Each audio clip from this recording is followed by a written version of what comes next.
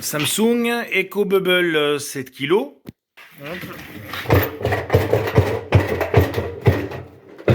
Le tambour se balade littéralement dans la cuve.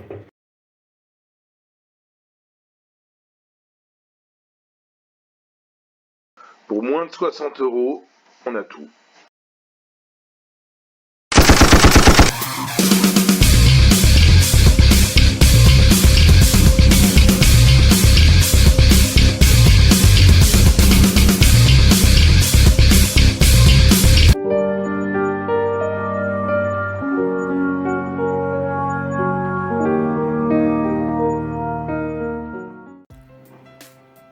Bonjour tout le monde.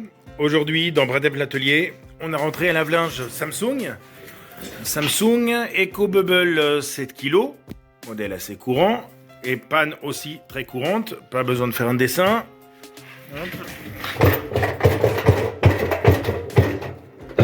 Le tambour se balade littéralement dans la cuve.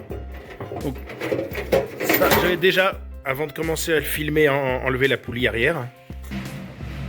Directement ici.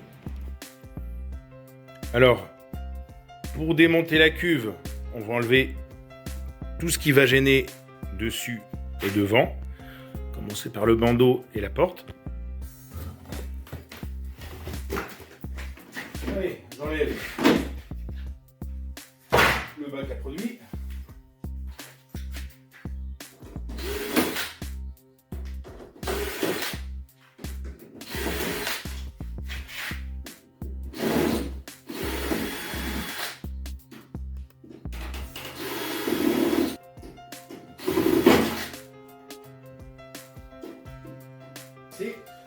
Voilà, attention, le module électronique, bien repéré où vont chaque connecteur. En général, il y a des détrompeurs, mais pas toujours. Si on branche ça à la place de ça, par exemple, ça ne va pas fonctionner, ou au pire, on grille la carte. Donc, faites attention, maintenant que vous avez tous un smartphone, faites des photos.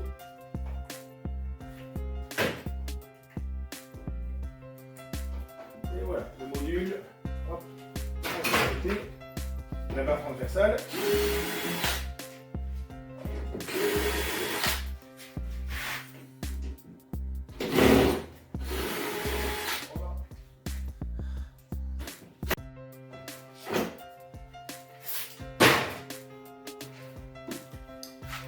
Alors, maintenant on va démonter l'ensemble Electrovan bac à produits.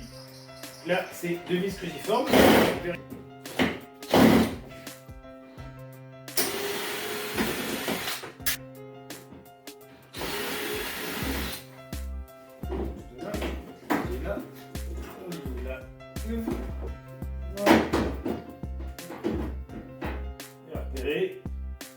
Les connecteurs, un bleu, un blanc, le blanc à gauche, le bleu à droite.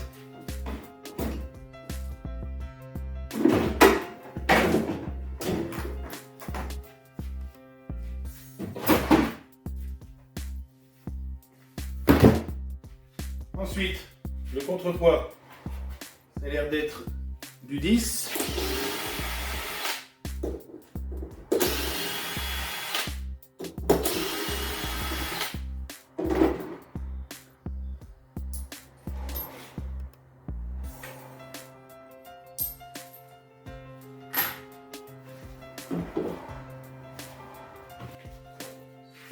Et on va enlever aussi le prise de stop, juste parce que ça c'est une pièce très fragile pour éviter de l'abîmer.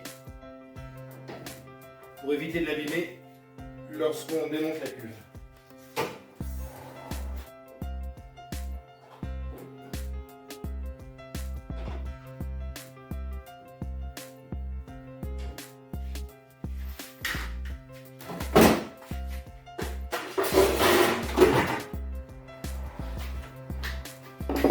Le mieux, c'est d'y mettre tous les accessoires démontés au même endroit, histoire de ne pas galérer à les retrouver au remontage.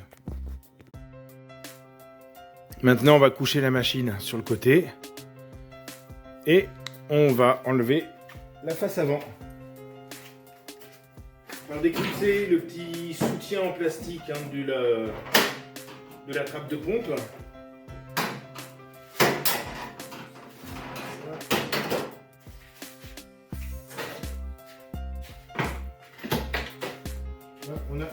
2 grosses vis en haut et 3 petites en bas.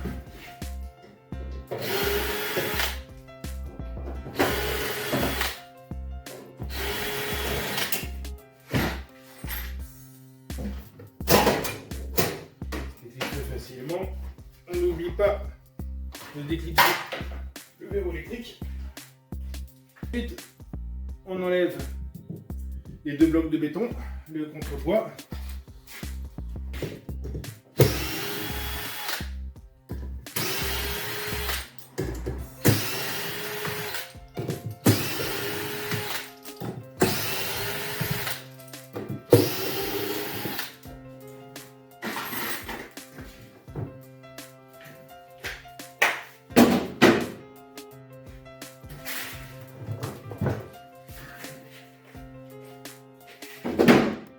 Maintenant, on va enlever toutes les durites qui sont reliées au devant de la cuve. Ça, c'est là. La chambre de compression.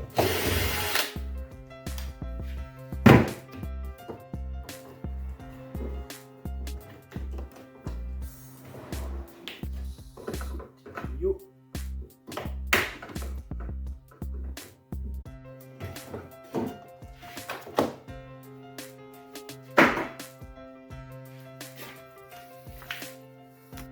On va en même temps décrocher les ressorts.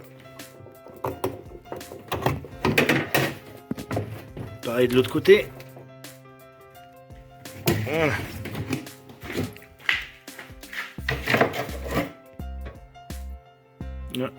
Le joint de manchette, on voit qu'il a bien frotté, donc on va le remplacer aussi. Là, on va ouvrir la cuve en enlevant les 15 boulons tout autour.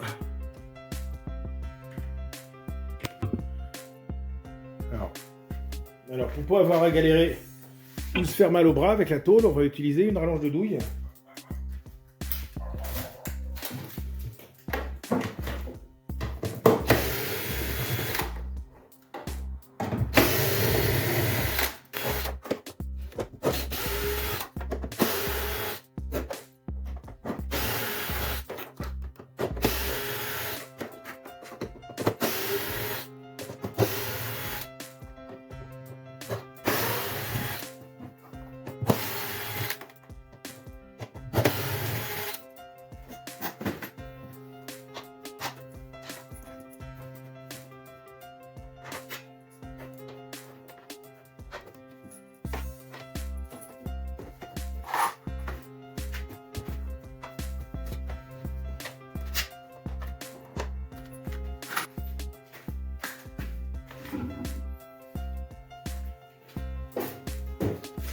Alors, on attrape la cuve, attention, voilà.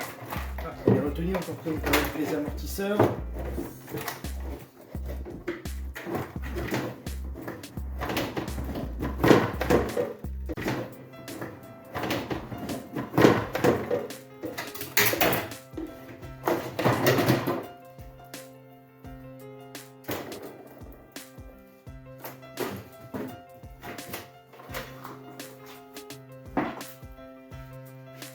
Et maintenant, on y extrait le tambour.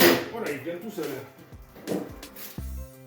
Alors, avant de continuer plus loin et de risquer de commander des pièces et de perdre du temps pour rien, on va vérifier l'état de la cuve. Parce que, vu comment le tambour y bougeait, le tambour a forcément frotté contre la cuve. Et peut-être, c'est déjà arrivé, il a complètement percé la cuve. Dans ce cas-là, c'est pas réparable, hein, ça vaut trop cher de remplacer la cuve complète. Alors là, il reste un peu d'eau à l'intérieur, on va l'éponger.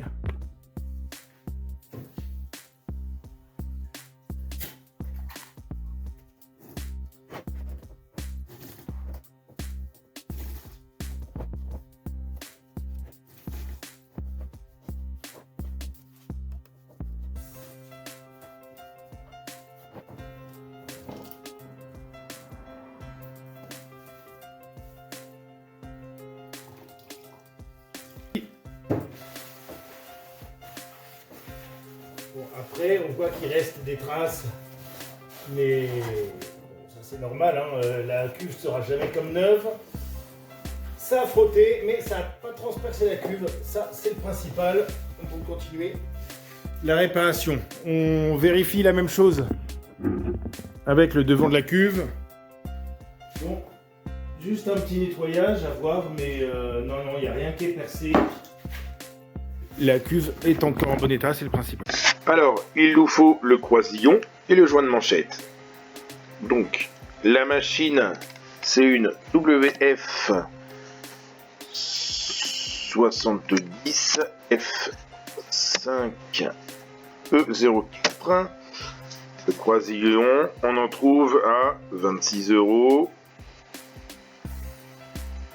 Une trentaine d'euros à peu près, même moins. Oui, pas oublier les vis, parce que parfois les vis cassent en le démontant. La vis, oui, dans les 3 € à peu près. Et la manchette,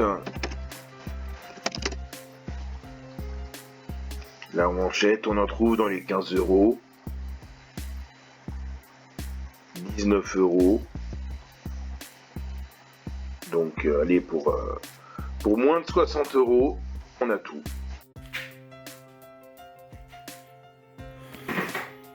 On a reçu le croisillon et le joint de manchette. Bon, voilà le tambour. Effectivement, le croisillon est vraiment complètement mort. Il est cassé à 3 endroits. Sur les 3 axes, il est cassé sur chaque axe. Alors, pour éviter ça, je vous le dirai jamais assez, ne mettez pas trop de lessive. La plupart des défauts de roulement, de joint, de croisillon et tout, c'est un surplus de lessive. Bon, ben, on va tranquillement enlever l'ancien.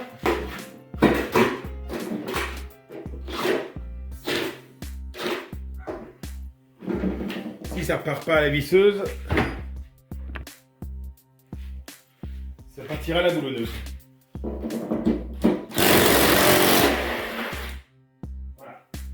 La vis s'est cassée. Ah oui, j'aurais dû vous le dire dès le départ. Il y a de grandes chances que la vis se casse au démontage.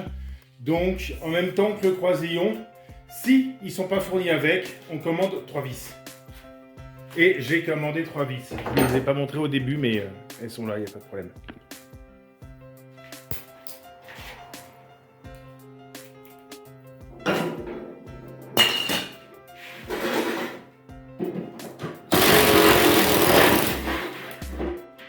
Celle-là elle est partie correctement, mais bon, on va quand même mettre une vis neuve.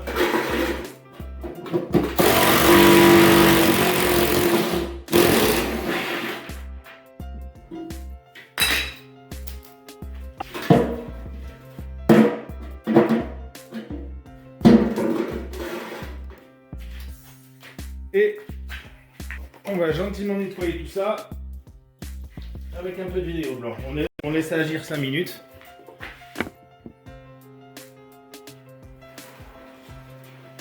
On nettoie le plus gros. Pas la peine que ce soit non plus nickel de toute façon. Une fois qu'on l'a remis en route, on fera un cycle à 90 degrés avec le vidéo blanc et elle ressortira nickel.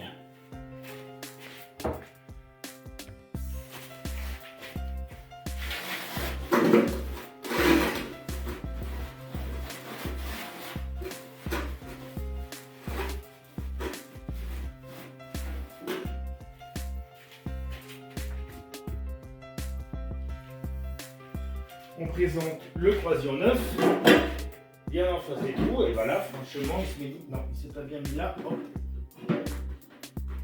Vérifiez qu'il se met bien des 3 côtés. Et voilà, on met tous les 3.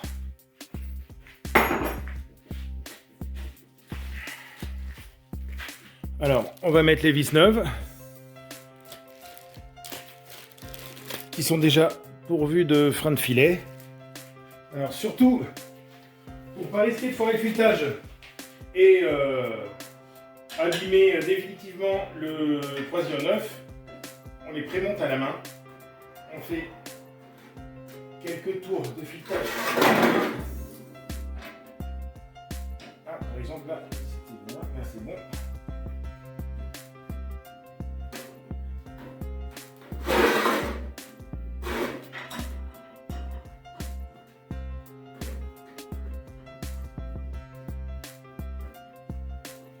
Avant de le faire tranquillement à la visseuse.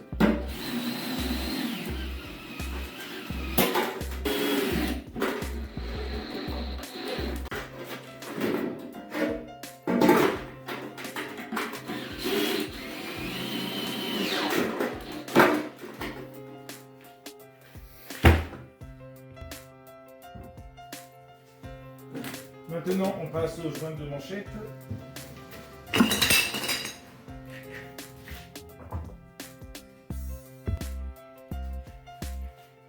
Alors, attention, chez Samsung, les pas sont inversés. Pour desserrer le cerclage, il faut y aller dans le sens pour visser. Contrairement à la plupart des autres machines. Bon. L'ancien poubelle. On va profiter pour nettoyer la demi-cuve avant. Voilà, après avoir bien nettoyé la cuve, on va y insérer le nouveau joint. Alors, normalement, oui, surtout bien nettoyer le plan de joint, là où va se poser le joint. Ça évite que ça finisse par capillarité. Ça, c'est la durite de sortie de cuve, donc c'est bas. C'est l'eau, oui, là j'ai une flèche. Normalement, oui, j'ai toujours une flèche pour l'aligner correctement.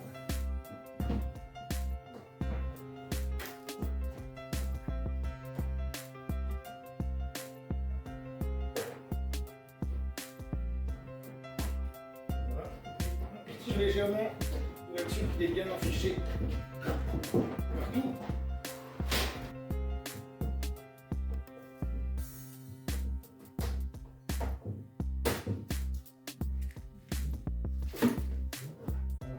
C'est pas bon.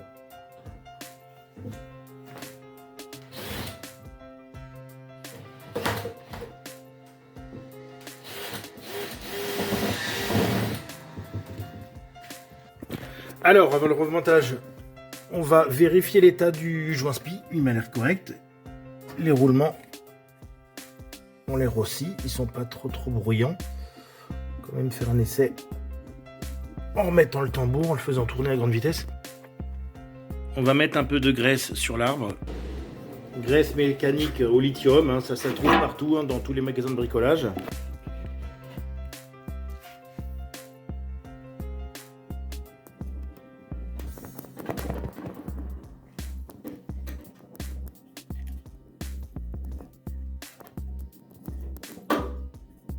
Très important avant d'oublier,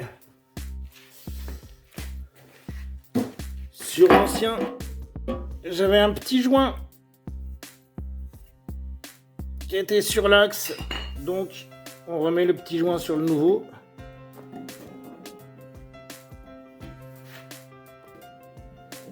Allez, on remet en place le tambour.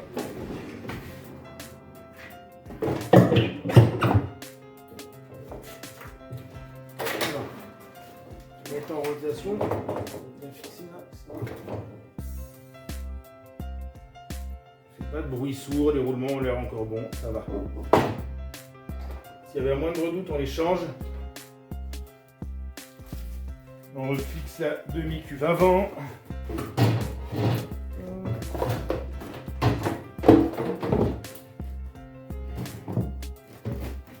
Alors, mais comment toi? Ça, dans l'auteur. Et ça.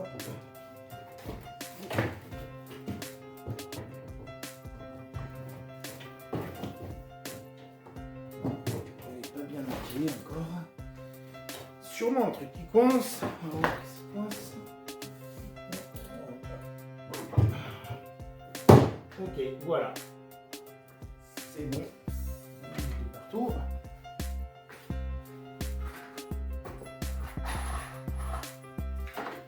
On y représente les vis.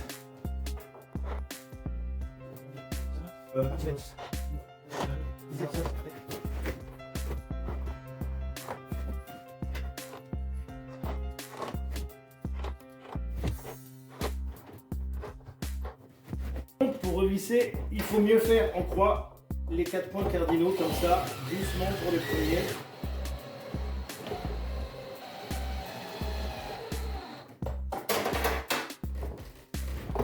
On va éviter de déformer la cuve en faisant partir de l'autre côté.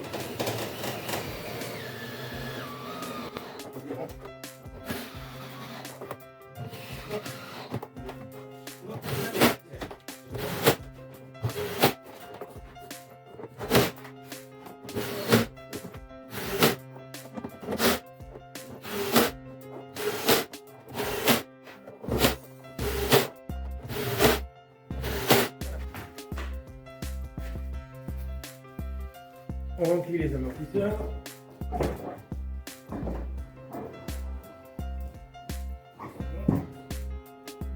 Pour éviter, ça sera par l'arrière. Voilà. Après, on remet en place tout ce qu'on a enlevé, toutes les durites. On refait le cheminement inverse. On met les contrepoids de façade.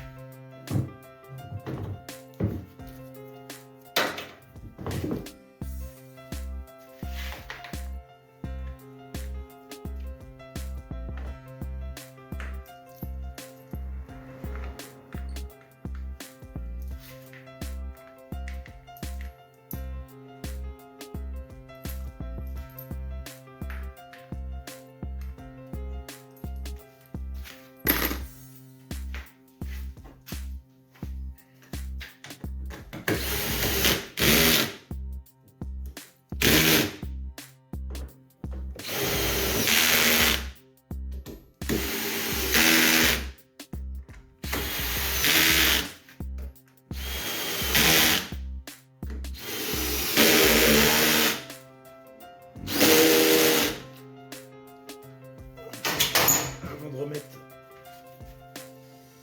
la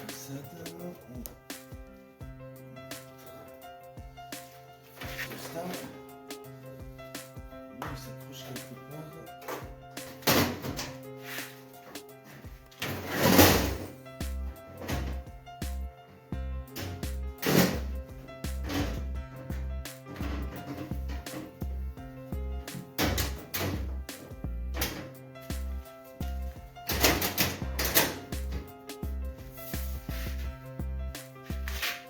Regardez.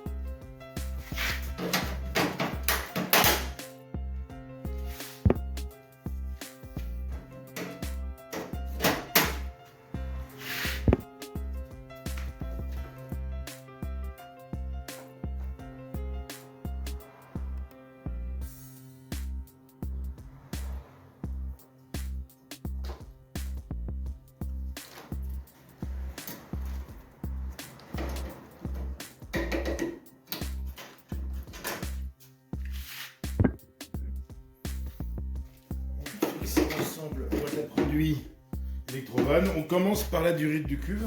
Sinon, une fois que c'est en place, on n'aura plus accès facilement pour bien la remettre. Vérifier qu'elle tienne bien. Sinon, première lessive, ça va fuir de partout. Comment ils sont comme ça. Après, ça c'est la barre de dessus qui le maintiendra. La mise à mode libre.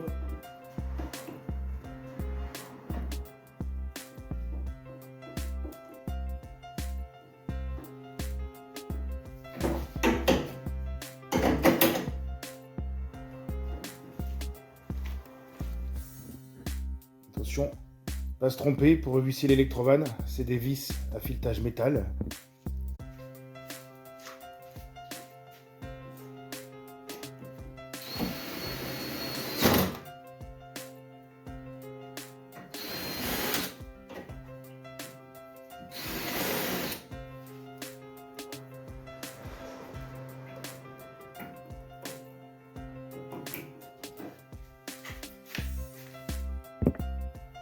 La barre de maintien,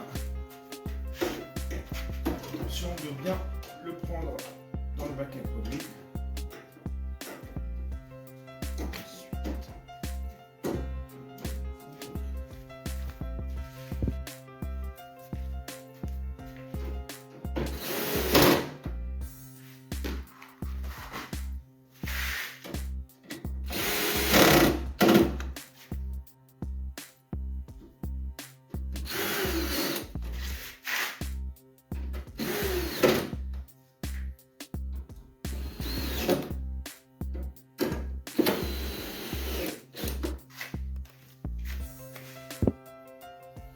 On met le bandeau de façade, d'abord on rebranche tous les connecteurs.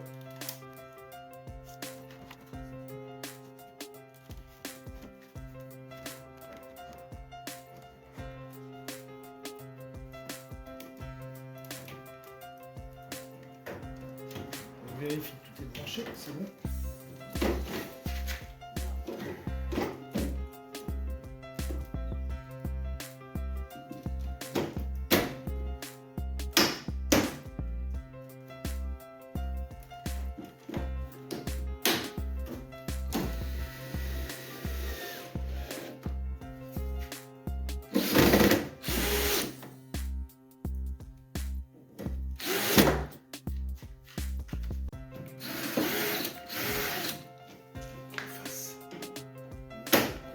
Voilà, il était pas fixé. Alors, là c'est des vis inox. Important à remettre les mêmes et un peu plus longues pour que ça prenne bien dans le filetage de la boîte à produits et surtout qu'elle ne rouille pas.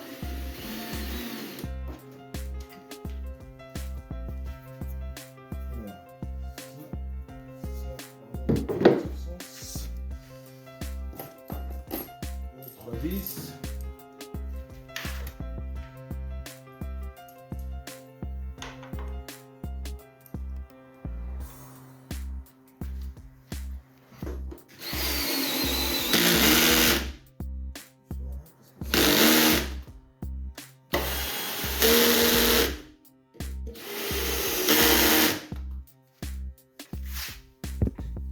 Très important avant de refermer, surtout pas oublier de revisser les amortisseurs.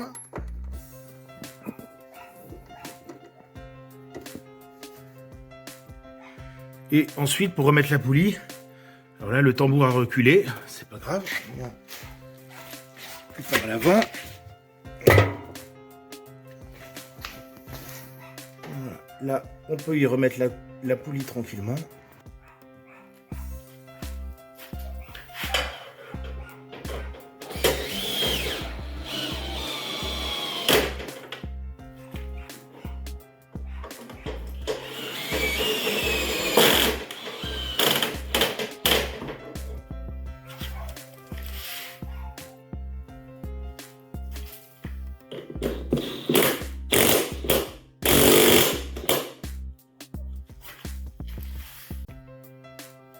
On remet la courroie.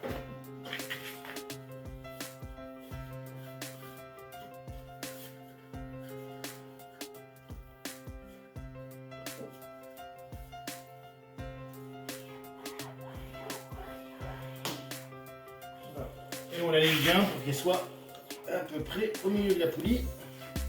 Il faut l'avancer d'un petit cran.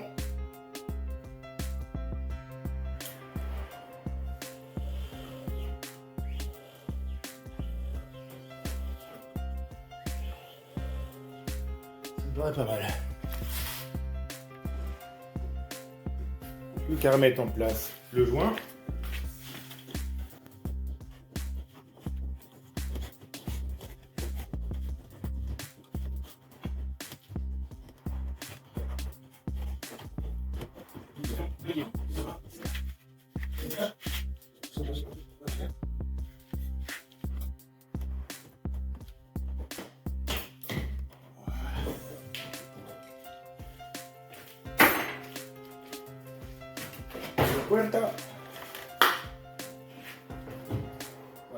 Et bien, en face des trous, on peut les remettre. 10.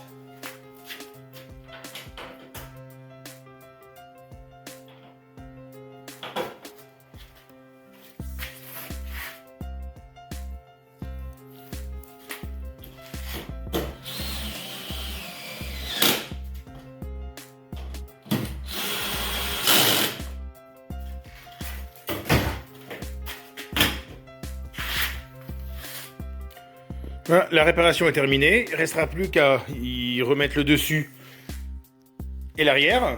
Mais en attendant, on va faire un petit essai, vérifier que tout fonctionne bien. Mise en test.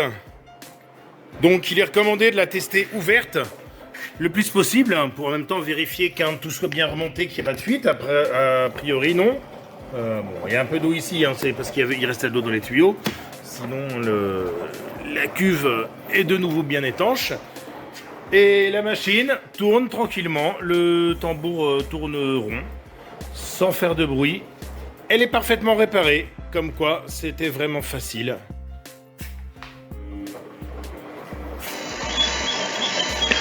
J'espère que cette vidéo vous a plu. Si vous avez des questions, n'hésitez pas à les poser dans les commentaires. N'hésitez pas à vous abonner, à mettre un petit like. Si vous voulez avoir de nouvelles vidéos de réparation électroménager, que ce soit des problèmes mécaniques ou électroniques, la chaîne Bradem l'Atelier est faite pour ça, pour redonner le sourire à vos appareils. Je vous souhaite une très bonne journée et à bientôt.